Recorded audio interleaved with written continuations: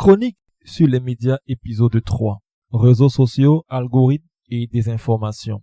Aujourd'hui, nous parlons d'un acteur devenu central dans l'écosystème médiatique, les réseaux sociaux. Facebook, TikTok, X, WhatsApp, YouTube, ils ne sont ni médias publics ni privés au sens classique, mais ils influencent profondément ce que nous voyons, croyons et partageons. À travers un exemple sensible, les discours de haine observés lors des périodes post-électorales, notamment après les élections présidentielles du 12 octobre 2025 au Cameroun. Nous allons analyser le rôle des algorithmes, leur logique économique et leur effet sur la qualité de l'information. Les réseaux sociaux ne produisent pas officiellement de l'information, contrairement aux médias publics soumis à une mission de service public, aux médias privés guidés par une ligne éditoriale et des intérêts économiques identifiés, ou aux médias indépendants souvent contraints par des moyens limités mais attachés à l'éthique. Les réseaux sociaux fonctionnent sur autre logique, l'algorithme. Ce que vous voyez n'est pas ce qui est le plus vrai, mais ce qui génère le plus d'engagement, clics, commentaires, partages, émotions.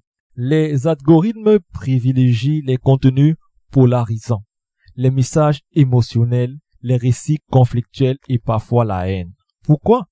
Parce que l'indignation retient l'attention et l'attention est devenue la monnaie principale du numérique. Ainsi, l'information n'est plus seulement un bien social, elle devient un produit algorithmique optimisé pour rester visible. Après l'élection présidentielle du 12 octobre 2025, les réseaux sociaux ont été envahis par des propos stigmatisant certaines communautés, des accusations non vérifiées, des vidéos sorties de leur contexte, des montages destinés à provoquer la colère et la peur.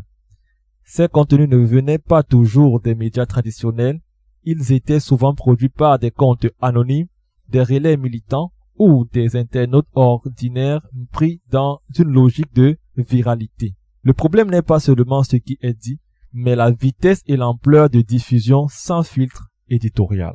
Pendant que les médias publics hésitent ou temporisent, les médias privés sélectionnent ce qu'ils publient pour éviter des sanctions. Les médias indépendants manquent de moyens pour vérifier rapidement. Les réseaux sociaux, eux, diffusent instantanément sans hiérarchie de crédibilité. À retenir, les réseaux sociaux sont devenus des acteurs majeurs de l'information sans en assumer pleinement les responsabilités journalistiques. Les algorithmes privilégient l'émotion plutôt que la véracité, ce qui fragilise la qualité de l'information. En période électorale ou post-électorale, cette logique amplifie les discours de haine et de la désinformation.